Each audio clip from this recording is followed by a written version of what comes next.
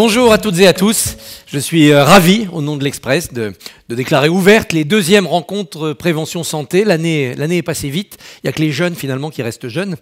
Nous, on a pris un an, mais un an aussi de réflexion, puisqu'on avait ouvert l'année dernière beaucoup de débats sur la thématique de la prévention, où on avait vu le diagnostic, et le diagnostic était surtout sur l'importance de cette prévention. On a vu tous les enjeux qu'il y avait à développer la prévention. On voit aujourd'hui, à travers ce Tour de France, Bordeaux, Lyon, Le Havre, on a vu le volcan, on a vu l'architecture d'Auguste Perret, on a vu l'Hôtel-Dieu de Lyon, la place de l'Opéra à Bordeaux.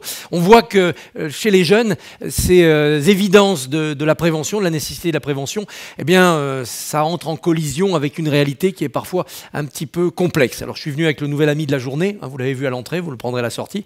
Espérons que ces jeunes-là garderont le sourire, comme on l'a vu.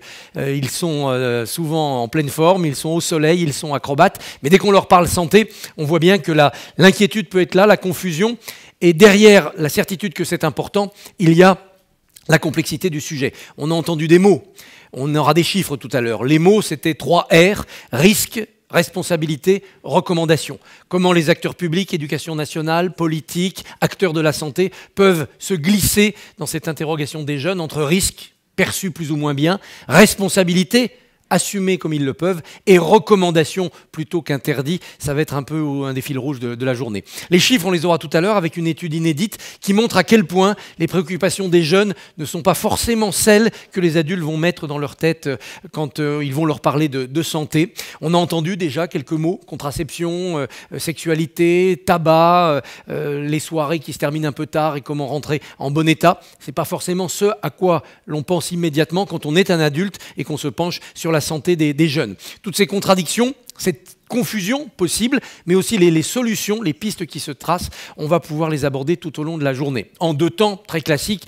on va faire un état des lieux tout au long de la matinée, avec des chiffres, avec des mots, avec aussi du terrain, ce sera le cas de la table ronde tout à l'heure, et puis cet après-midi, on regardera ce qui peut être fait vite et bien, pour que non seulement la prévention soit efficace, notamment sur cette cible prioritaire des jeunes, des moins de 25 ans, des moins de 30 ans, mais aussi voir à quel point ça peut être important pour changer complètement le paysage de la santé en France, l'état de santé des Français quand ils sont un peu moins jeunes, et puis l'état aussi, c'est important, de l'économie de la santé, des finances de la santé, puisque la santé a un coût. Je ne vais pas être plus long dans cette introduction.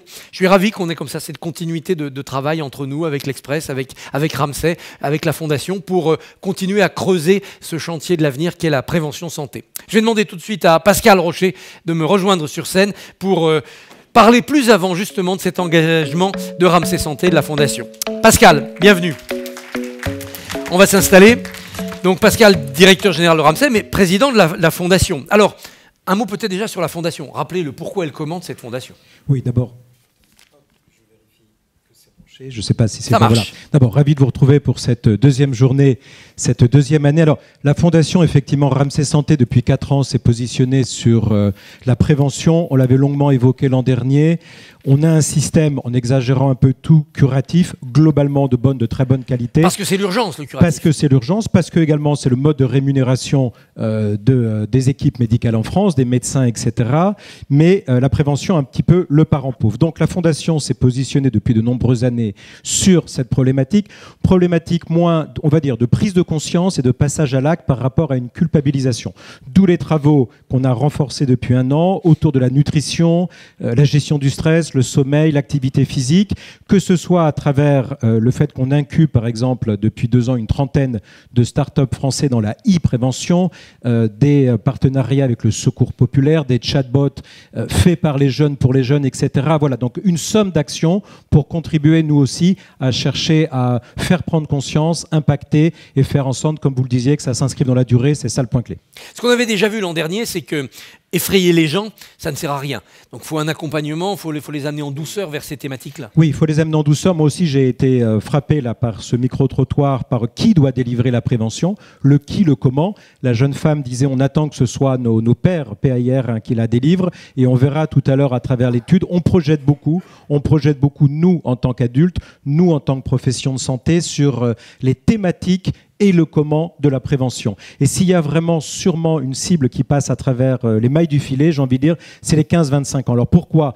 Parce qu'à 90%, grosso modo, ils se déclarent en bonne santé. On sait que pour les plus jeunes, il y a des visites scolaires obligatoires, mais les 15-25 ans, finalement, un certain nombre de mesures ont été prises, notamment par le plan de la ministre de la Santé, également récemment par le ministre Gabriel Attal, qu'on a le plaisir d'accueillir après. Ceci étant, en termes de prévention, 1 euro investi en prévention sur un adulte, c'est 5 euros d'économiser. D'abord, c'est une meilleure santé par définition. Et pour le système de santé français, c'est 5 euros d'économiser dans la durée. Sur un jeune 15-25 ans, 1 euro d'investi, c'est 50 euros d'économiser. 10 fois plus. 10 fois plus. 10 fois plus. Donc, on a incontestablement sur cette population beaucoup de choses à faire, y compris en santé mentale. C'est un sujet, une problématique que l'on voit, qui sera après à travers une table ronde, dépression, anxiété. Les jeunes se déclarent de plus en plus souffrants, je vais prendre pudiquement ce mot de souffrant, de troubles, de pathologies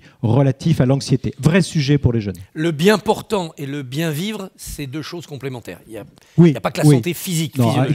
Exactement. Et c'est très bien. Tout à l'heure, on aura le professeur Marcel Ruffo et toute une table ronde dédiée. Mais c'est une problématique, Dieu merci, de moins en moins tabou. La santé mentale sur les jeunes, la pédopsychiatrie, beaucoup de choses à faire en France. Les spécialistes en parleront, mais c'est une vraie problématique, on va dire comme ça, à traiter et à trouver là aussi des solutions concrètes. Est-ce qu'on a des progrès à faire en termes de prise de conscience? C'est-à-dire mettre les jeunes devant cette idée que ce n'est pas parce qu'ils sont dynamiques, toniques et que leur corps répond qu'ils sont forcément en bonne santé et qu'ils ne doivent pas se préoccuper de leur santé? Oui, absolument. Alors c'est tout un écosystème. Il y a, on parlait des thèmes sexualité, hygiène, etc., tout ce qui peut être, donc toutes les pathologies, mais il y a tout un écosystème auquel il faut penser et qu'il faut peu à peu transformer. Je m'explique. Le groupe, maintenant, par rapport à l'an dernier, nous avons acquis le leader de la santé en Suède, Norvège, Danemark. Tout ça pour vous dire, nous avons 1 million de Suédois dans nos 104, pour être précis, centres de soins primaires. On apprend beaucoup. Aucun système n'est parfait. Mais on apprend beaucoup à regarder comment, dans un pays comme la Suède, les centres de soins primaires, avec sur place médecins, infirmières, le plus souvent un psychologue, voire un psychiatre, traitent avec une rémunération par année et par patient, peut traiter et peut parler prévention. Un chiffre, en moyenne, dans les centres de soins primaires en Suède, un médecin généraliste voit 14 à 15 patients par jour. En France, c'est 25 à 28. On a le temps de parler prévention, on a le temps d'éduquer, on a le temps d'impliquer à travers des petits tests, des mises en situation, et ça change, je crois, beaucoup de choses dans la durée, bien sûr, mais je crois que ça change beaucoup de choses, et c'est également d'ailleurs une directive du gouvernement dans le cadre de Ma Santé 2022. Ce système suédois, c'est un système donc de proximité, c'est-à-dire être au plus près des gens pour détecter le plus tôt possible les soucis. C'est un système d'équipe. C'est un système où vous trouvez au même endroit l'ensemble des compétences médicales et paramédicales. Et alors, j'aime pas cette distinction à partir du moment où on parle à un patient. Après, c'est une question de gradation, c'est toi. Mais oui, de proximité, d'équipe, ou dans un centre de santé en Suède par rapport à un médecin généraliste en France qui, le plus souvent, est encore seul chez lui. Vous avez en moyenne 13 personnes, pour être précis, pour les 10 millions de Suédois. Vous avez des médecins généralistes, des infirmières avec une délégation des tâches, quelques médecins spécialistes, le plus souvent diététiciens nutrition, et on sait à quel point l'obésité, malheureusement, est une pathologie, une maladie prégnante en hausse et qui induit diabète type 2, etc., cardiovasculaire. Donc oui, il y a de l'équipe, une unité de temps, d'espace et une mise en situation. J'insiste, il y a des petits endroits où on peut faire des tests, se prendre en charge, être acteur là aussi de son parcours prévention. C'est une somme de choses, mais c'est une philosophie incontestablement, y compris dans la rémunération des professionnels que nous sommes, différente. On peut prendre cette direction-là avec des maisons de la santé, de proximité, des collectifs? Alors nous, on y croit beaucoup. Je crois que tout le diagnostic est partagé en France, que l'exercice de la médecine libérale ou salariée en ville, c'est un exercice d'équipe à terme, de partage, de délégation de tâches. Il y a un certain nombre déjà de maisons de santé pluridisciplinaires. Nous avons annoncé, nous, en tant que groupe, il y a un mois, donc bien sûr, on le repartage aujourd'hui, que nous allons ouvrir en France. Nous discutons avec un certain nombre de maires, pour être précis, Île-de-France, Rhône-Alpes, et les agences régionales de santé et le gouvernement. Nous allons ouvrir des centres de soins primaires sur le modèle suédois-norvégien, équipe, pluridisciplinaire, biologie en temps réel, biologie simple, hémoglobine glyquée pour un diabétique, des petites urgences, etc., pour avoir ce lieu de vie, d'éducation, d'écoute. Voilà, donc on va le travailler, y compris dans des villes, et notamment dans des villes plutôt difficiles, on va prendre ce mot-là aujourd'hui. Ça aidera le diagnostic, la prise de conscience. Après, il faut que le patient, le jeune, passe à l'acte, se fasse soigner, soit conscient. Et là, il y a des blocages psychologiques, sociaux même, c'est pas facile par rapport à ses camarades de dire, voilà, moi j'ai un problème, et puis économique. Il y a des sujets économiques, vous avez raison, il y a des sujets sociaux, mais il y a surtout, et on le verra, je crois, tout à l'heure à travers l'étude, comme vous le disiez, diagnostic, action, on le verra quelque part, je pense que nous les premiers, en tant que professionnels de la santé, on se trompe parfois sur les sujets importants sur lesquels ils sont prêts à s'impliquer, et surtout, le curseur entre culpabilisation